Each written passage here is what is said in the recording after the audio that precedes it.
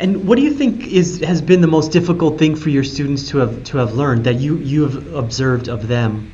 Like one of the things that they've struggled with in this design process?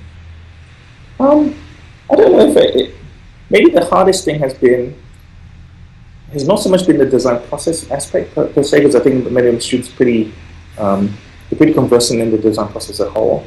I think something that may have caught everyone off by guard is just how slow and how long this entire process, not just design per se, but just the process of change takes. One of the things that has been, perhaps I've been shielding them to this, I don't know, or perhaps it just seems like it's a necessary evil, but the enormous political complexity of the systems in place are difficult for me to convey to my students. And I think when my students go about the work that they do, it all seems very neat, particularly when you present it as a design process. Like you should think this, then this, then this, equals this. And the equals this part should be enormous change, celebration, and the world is better.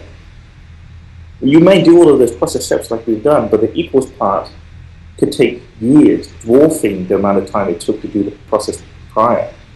So that's the sort of stage we're in. And I think some of my students are maybe a little frustrated at how long it's taken. Perhaps others are as well. But what we're battling against, frankly, is about maybe 50 years of embedded political structure between USDA, contracts that the school district have with the union labor, as well as contracts that they have with food service suppliers. These are years and years of layered bureaucracy that, after 2 semesters, our students are somehow meant to completely unravel and solve.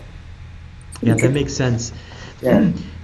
What's a great lesson that you've learned about the design process that has helped make you a better design thinker? Actually, so this particular project, the one we're talking about, the cafeteria one, was probably the first where it really opened my eyes to the power of integrating a population you're serving to be part of the design team.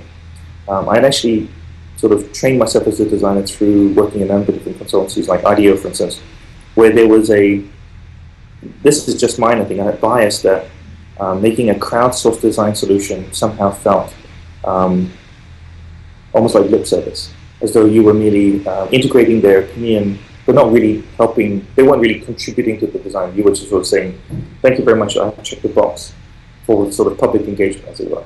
And what I realized, to my chagrin, is that by giving the tools, actually explaining the design process and tools to those populations, not only do you gain enormous insight into how they actually work, but that the pent-up latent design ideas that they've been sitting on for years, that you're only now just entering, can now be unleashed.